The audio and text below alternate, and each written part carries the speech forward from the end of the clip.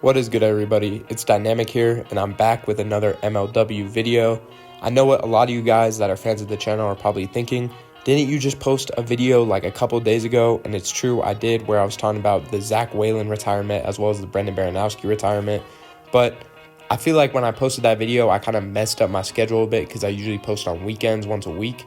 And then also, I didn't give you guys a video for an entire week a couple weeks ago, so I feel like that video was kind of repayment for that. So this will be the weekly upload. And in today's video, we're going to be grading the MLW rookies this year.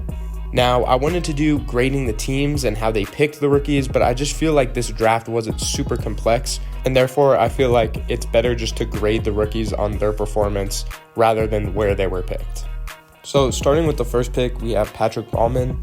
Of course, he went to the Wildcats #1 overall.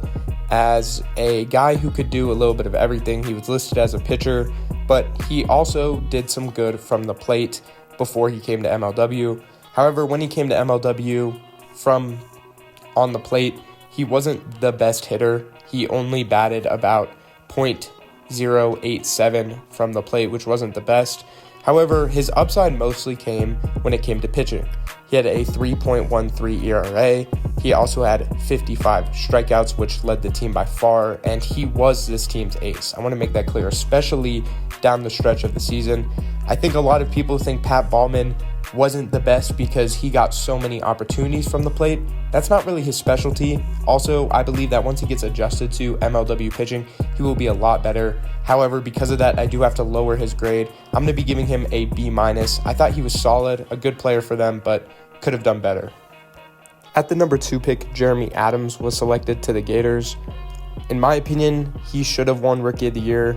I've already made a video about it if you want to see it, but his rookie performance was excellent. He batted 21% from the plate, of course. He played in all 15 games, and he actually had 3 home runs and 5 RBIs, which is really, really solid for a rookie. His slugging percentage was pretty high, but from the mound, he had a 2.2 ERA, which is all you can really ask from a rookie. I don't think he was the team's best player because I'm still going to give that to Sawyer, but he definitely has the potential to build a nice 1-2 punch with Sawyer, not only from the mound, but from the plate as well. He's super dynamic, and he does a lot of things right, so I have to give him an A for this. Okay, next we have Ty Fresnick, who was drafted 3rd overall by the Western Wildcats. He didn't do much from the mound, so we'll just kind of wash over that. But batting-wise, he batted .267, which was super solid, especially for a rookie. He hit 1 home run and 5 RBIs, and he was even clutch a couple of times. I really like Ty Fresnick. I think he fits in well with this Wildcats roster. Once he gets some experience, I could even see him becoming a guy like a Nick Saylor or something like that.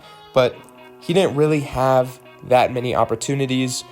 I think a lot of people saw him, especially as a pitcher. You could see he has that kind of weird arm slot and stuff like that. I don't know how well that's going to translate in MLW, but the batting was good, and for that reason, I have to give him a B. For the next one, we have Carter Richard, who was selected 4th overall to the Diamondbacks. We didn't hear a lot of him this year. I don't really know if it's because he didn't show up to games or because he didn't play. I feel like he showed up to most of the games and just didn't get a lot of burn. He only played in 3 games, and he didn't hit a single ball. He also didn't pitch at all for this team, which makes sense because the pitching squad for this team is absolutely stacked. I'm not going to lie, when they drafted the kid, I wasn't a huge fan of his game, but I thought that he could work really well for the Diamondbacks and maybe get some playing time.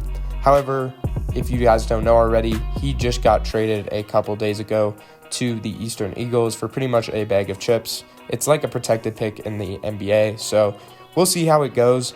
But as a rookie score for him, I just have to give him a C-, which I think is pretty generous considering he didn't really play at all.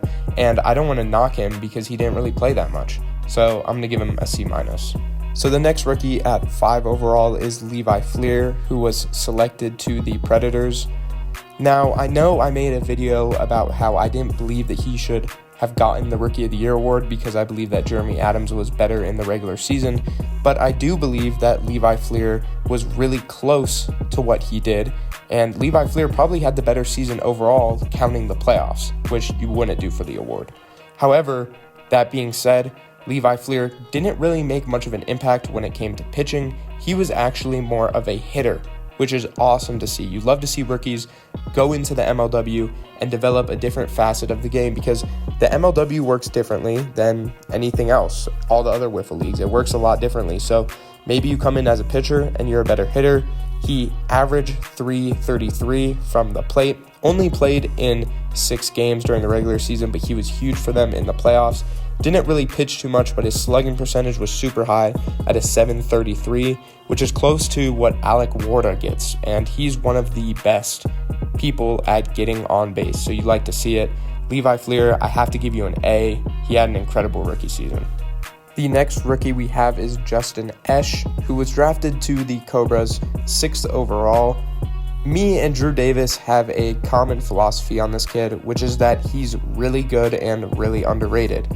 He batted .259 while only playing 9 games this season and only having 27 at-bats, which is super impressive. He also hit 2 home runs, and it felt like he didn't really get the opportunity that a lot of other guys got, which I can't blame Drew for. He is just a rookie on a team that has more players than any other team in the league. However, I anticipate him getting a much bigger role next season. We'll have to see how Drew plays it, especially with the Baranowski brothers retiring. He was drafted as an OF, which is something that makes a lot of sense because he didn't really get any chances to pitch. Once again, makes sense. They have Drew, they have Caden, they have Brendan Baranowski. But for what he did an incredible job. I have to also give him an A-.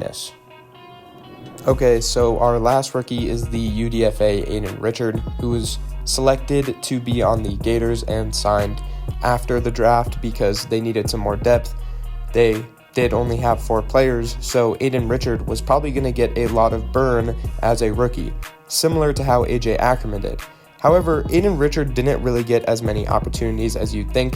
He did get 13 at-bats, and with him, didn't really do anything. I think he got on base once or twice, but didn't get a single hit.